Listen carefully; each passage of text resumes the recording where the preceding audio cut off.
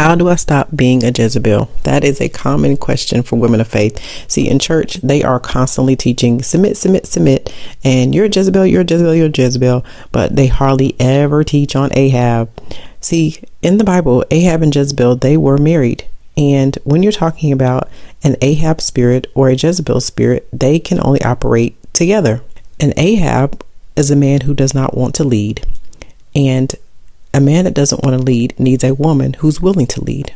That's the way it works. And so the way that God ordained marriage to be is that the man would lead and that the wife would submit. Now, submit certainly does not mean the toxic shenanigans that they're teaching in church these days.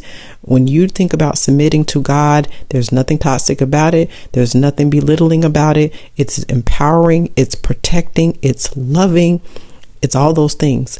So the Lord meant for the man to be the head of the household and the wife to submit. Well, you can't submit to somebody that doesn't want to lead. If they're sitting over in the corner chilling and they want you to do all the work, who you going to submit to? And here's the thing. If you're asking this question, it's because you don't want to be a Jezebel.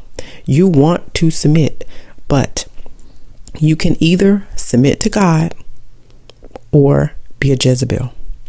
But here's the thing. In order for you to submit to God, if you are in a toxic marriage that is not God ordained, that's an oxymoron. You can't do both. If you're in a marriage that God has not ordained and he has not put you there, you're already not submitted to him.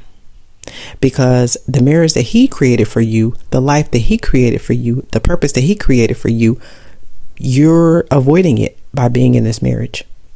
So the reason why you can't stop being a Jezebel is because you can't submit to God in the marriage that you're in.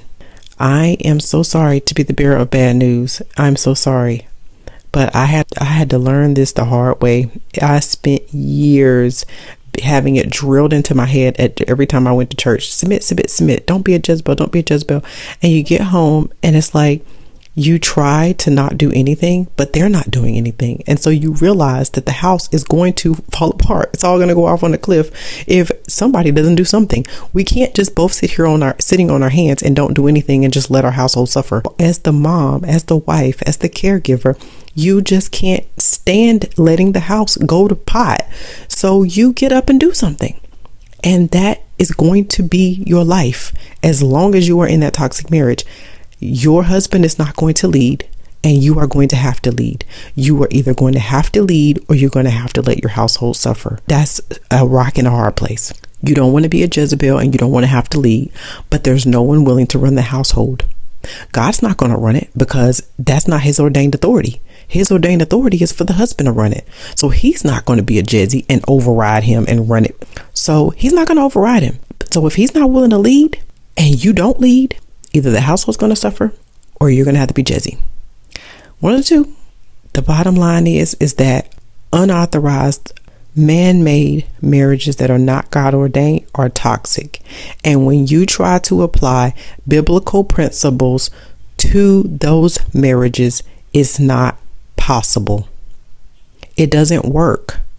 You are not going to be able to submit to someone who is not wanting to lead. Now, here's the other piece of it. The other piece of it is you are in a toxic marriage and your husband does want to lead and they do want you to submit, but they don't want to submit to God. Then what you have is a controlling husband that wants his way all the time and wants you to do things that are not godly because he's not submitted to God. So you either have a husband who is an Ahab and absentee and doing his own thing, or you have a husband who is controlling and wants to control every aspect of your life, won't let you do anything, won't let you say anything, won't let you spend any money, won't let you do anything. And he's controlling everything, but he's not leading. He's controlling. Either way, it's a toxic marriage that's not God ordained, and you're not going to be able to do anything but sit in your toxicity and dysfunction. So if you want hope and encouragement, visit www.freedomthroughdivorceshop.com. I am Amanda Nicole and I am the CEO of Freedom Through Divorce. And so I create personal development courses and ebooks and all kinds of things that are geared towards women of God who have been through divorce, who are considering divorce, and who want to move towards freedom and finding their purpose in God.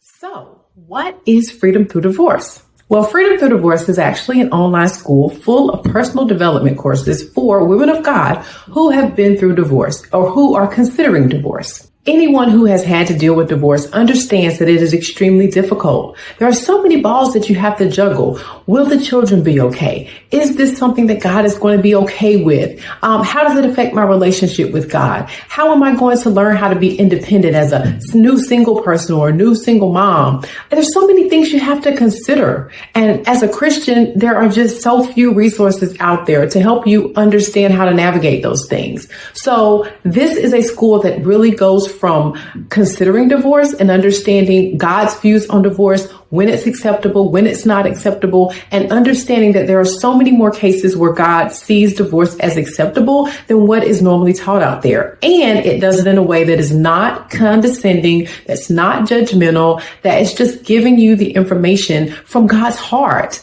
And most importantly, is from someone that's been through what you're going through. It's not just theology. It's not just, I read this or I heard this, but it's someone that's actually walked through it. So the personal development courses are meant to help you move and experience freedom through divorce, because there's so many people who they get a divorce, but they don't thrive afterwards. They stay stuck. They stay bitter. They stay telling anyone that'll listen how terrible their ex is. And that's not God's plan for you. God wants you to be able to move towards the purpose and plan that he has for your life and to thrive so that the chapter of your life post-divorce is better. That's what the word says. It says your latter days shall be greater than the former days. So that's what Freedom Through Divorce is all about. It's personal development courses that you can take the information from a biblical perspective and experiencing God's freedom, his prosperity, his love, his joy, his peace, all of the fruits of the Spirit and the blessings that he sent his son to die for you to be able to have. Just because you've had to go through a divorce does not mean that you are negated from the promises that God has for you. So that's what Freedom Through Divorce is. If you're interested in learning more, visit our school today.